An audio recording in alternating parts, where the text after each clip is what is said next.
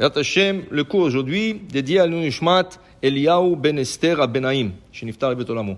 Alors, dit la Gemara dans Brachot 49b, Amar Shmuel, le'olam al yotzi Adam atzmo min haklal. Shmuel nous enseigne, une personne devrait faire partir toujours d'un groupe et jamais se retirer du groupe, et jamais se rendre un individu. Toujours, ils doivent faire partie de l'ensemble, de la communauté, d'un groupe qui font les mitzvot, mais jamais toute seule un individu. Oui, en vérité, c'est un enseignement de Shmuel, on le dit au moins une fois par année.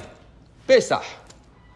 Keneged arba'a banim divra Torah. La Torah nous a parlé des 4 enfants. Echad chacham, vechad rasha, vechad tam, vechad sheno de ha'ishol. Il y a 4 enfants dans la Torah. Un chacham, un sage, un mécréant, un innocent et celui qui ne puisse pas poser des questions. Quelle est la différence entre tout le monde et le mécréant? Le mécréant, il dit, ma avoda azot lachem. C'est quoi ce service pour vous? Et le Tana, il dit là-bas, le fait qu'il a dit, pourquoi vous faites ça, vous? Ça veut dire que lui, il ne s'inclut pas dedans, c'est un mécréant. C'est comme s'il a renié sa religion. Parce qu'il dit vous, et toi, tu n'es pas inclus. Alors, ça, c'est un rachat. S'exclure du public, c'est un rachat. Okay? Alors, il dit ici, Shmuel nous enseigne ce matin dans la Gemara, une halakha à propos du Birkat Hamazon. 3 personnes qui ont mangé ensemble. Dans ce cas, ils ont l'obligation de faire du Birkat Hamazon ensemble. Et ils doivent bénir Hachem. C'est sûr que chacun va faire Birkat Hamazon, mais c'est pas rien que Birkat Hamazon. Maintenant, ça rentre déjà dans une autre catégorie. 3 personnes, ils sont devenus un groupe. Et ce groupe a l'obligation de faire ce que nous appelons les zimoun. Zimoun, ça veut dire, on se met ensemble et on bénit Hachem. Shmuel nous enseigne, Tnan, Bishlosha, Uvehu, Omer, Barechu. Quand il y a 3 personnes plus la personne qui va faire le zimoun, il leur dit, bénissez l'Éternel. Barechu sha'achalnu meshelo. Barechu à celui qu'on nous a donné à manger. Et Shmuel, il dit, non, mais une seconde. S'il dit Barechu, bénissez, alors il s'est exclu. Alors qu'est-ce qu'il faut? Il dit, c'est valable, mais c'est beaucoup mieux de dire Nevarech sha'achalnu meshelo. Bénissons que nous avons mangé de manger d'Hachem. Alors on dit pas bénissez. On dit bénissant. Quand on dit bénissant, ça veut dire que tu es inclus dans le groupe. Le même exemple qu'on peut donner que la Gemara, Shmuel nous rapporte de cette Gemara, c'est le matin quand on fait la prière. Ou Arvit, c'est la même chose. Juste avant de commencer le Arvit, ou le matin, à la moitié de la prière, il y a un passage qui dit Barichu et Hashem hamevorach. Bénissez l'Éternel le béni. Okay? Maintenant, ça c'est le Chazan qui s'adresse à un minimum 9 personnes. Moins que 10 personnes, tu ne veux pas dire Barechu. Moins que 10 personnes, on ne peut pas dire Barechu. Okay? Le Rabbi Ishraï ramène que c'est tellement important de dire Barechu. Okay? Le matin, il dit que si tu ne le dis pas, tu ne reçois pas la partie qui s'appelle Neshama.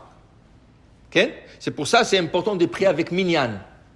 Et puisque c'est tellement important, il emmène le Rav Chida qui disait qu'il y a une braïta, il y a un passage dans le Talmud où il dit Amar Rabbi Akiva, dit Rabbi Akiva, il y a un animal, plutôt c'est un ange qui se trouve dans le ciel, et que cet ange s'appelle Israël.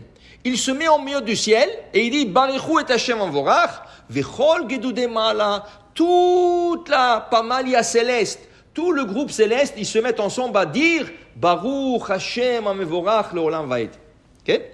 Alors, en disant cela, tu t'es acquitté de Barechu que tu as raté. Vient le Rav Ovadia Yosef, il dit oui, mais on ne peut pas dire le nom d'Hachem. On dit Barechu et Hashem Anvorach. Mais on ne dit pas carrément Amonai. On ne peut pas dire le mot Amonai. On dit Barechu et Hashem Anvorach. Ça veut dire que tu peux le dire, mais ce n'est pas tout à fait. C'est mieux d'aller dans un minyan.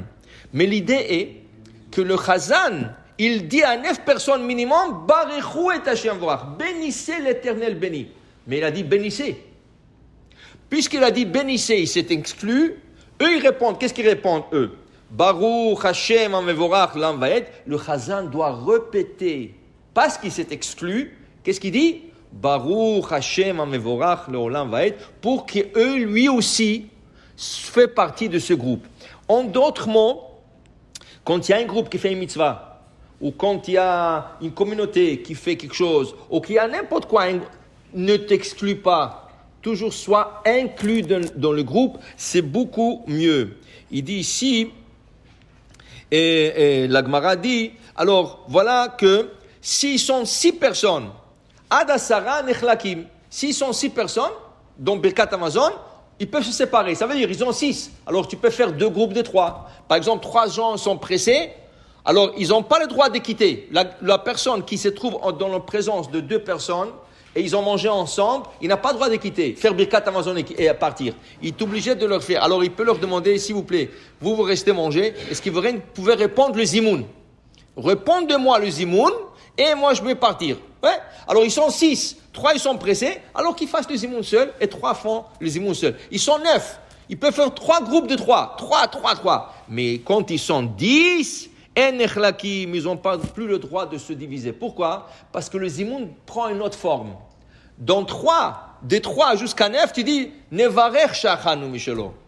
Mais une fois partir, tu as 10, Nevarech Elokenu Shachanu Mishelo. Il y a déjà le nom d'Hachem qui est inclus dans le zimoun. Alors dans ce cas, ils n'ont pas le droit de se diviser. Ils doivent garder ce groupe qui est de 10. Baruch Adonai Le'olam. Amen ve Amen.